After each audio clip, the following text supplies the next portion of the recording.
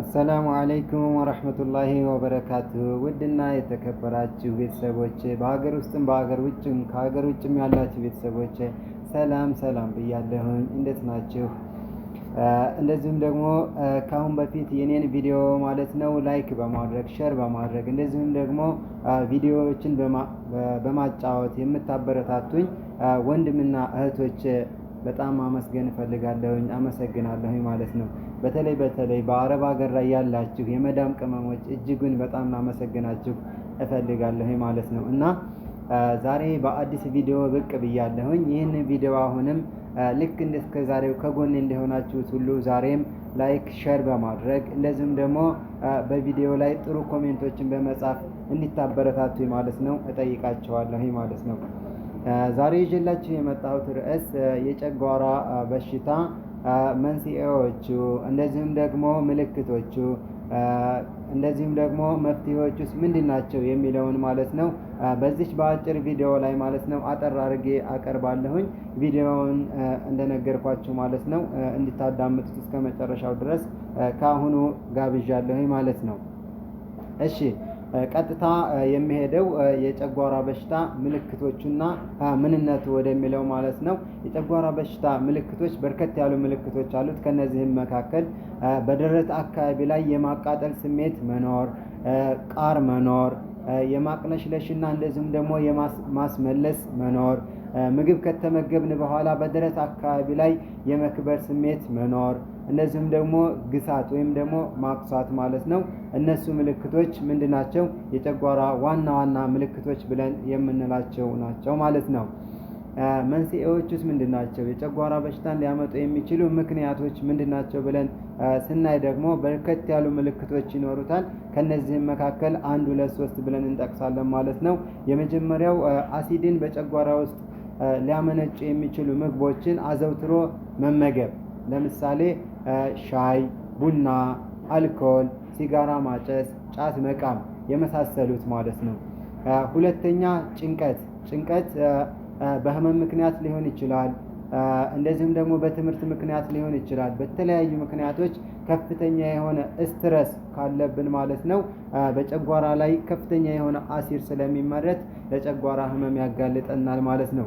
በሶስተኛነት ደረጃ የምንጠቅሰው መድኃኒት ማለት ነው። መድኃኒቶች ነን ስቴሮይድ አንቲ ኢንፍላማቶሪ ድረግ ብለን የምንጠቅሳቸው ወይም ደግሞ በማስታገሻነት የምንጠቀማቸው መድኃኒቶች እንደነ አይቦፕሮፊን፣ አስፕሪን፣ ዳይክሎፌናክ የመሳሰሉ መድኃኒቶች እንደዚሁ ማለት ነው ለጨጓራ ህመም የሚያጋልጡ መድኃኒቶች ናቸው ማለት ነው። ሌላው እንደገና ደግሞ በአራተኛ ደረጃነት የምናየው በጨጓራ ግድግዳ ላይ ቁስለት ካለ ማለት ነው። በተለያዩ ምክንያቶች በጨጓራ ግድግዳ ላይ ቁስለት ይከሰታል። ያ ቁስለት ካለ እንደዚሁም ደግሞ ለጨጓራ ህመም እንጋለጣለን። ሌላውና የመጨረሻው የጨጓራ ባክቴሪያ ማለት ነው። በጨጓራችን ላይ የጨጓራ ባክቴሪያዎች የሚገኙ ከሆነ እነሱ ለጨጓራ ህመም እንደ መንስኤዎች ተደርገው የሚጠቀሱ ናቸው ማለት ነው። ሌላው መፍትሄዎቹስ ምንድናቸው? ለጨጓራ ህመም እንደ መፍትሄነት የተቀመጡ ነገራቶች አሉ። እነሱ ምንድነው? የመጀመሪያው ምግብን መጥኖ መመገብ፣ በአንድ ጊዜ ብዙ ምግብን አለመመገብ ማለት ነው። ሁለተኛ እንደገና ደግሞ ምግብን በምንመገብበት ሰዓት ምግብን ስንመገብ በደንብ አድርጎ አኝኮ መዋጥ፣ በአፋችን ላይ ቢያንስ ከ10 እስከ 20 ሰከንድ ድረስ አፋችን ላይ በመያዝ በደንብ አላምጦ መመገብ። ሌላኛው እንደገና ምግብ ከተመገብን በኋላ ቀጥታ ወደ መኝታ ክፍል አለመሄድ ወይም ደግሞ አለመተኛትና መጠነኛ የሆነን እንቅስቃሴ ማድረግ። ከዚህም በተጨማሪ እንደገና ደግሞ ውሃን በብዛት መጠጣት ማለት ነው። ውሃን አብዝቶ መጠጣት። ሌላው እንደገና ደግሞ እርጎና ወተትን መጠቀም። ምግቦችን እንደዚሁም ደግሞ አደበላልቆ ብዙ አይነት ምግቦችን በአንድ ጊዜ አለመመገብ። እነዚህ ማለት ነው ለጨጓራ ህመም እንደ መፍትሄነት የተጠቀሱ ናቸው ማለት ነው። ከዛ በተጨማሪ በመድኃኒትነት ደረጃ የተዘጋጁ ለጨጓራ በሽታ ማለት ነው የምንጠቀማቸው መድኃኒቶች አሉ። እነሱም መድኃኒቶች ማለት ነው የተወሰኑትን አሳያቸዋለሁ ማለት ነው።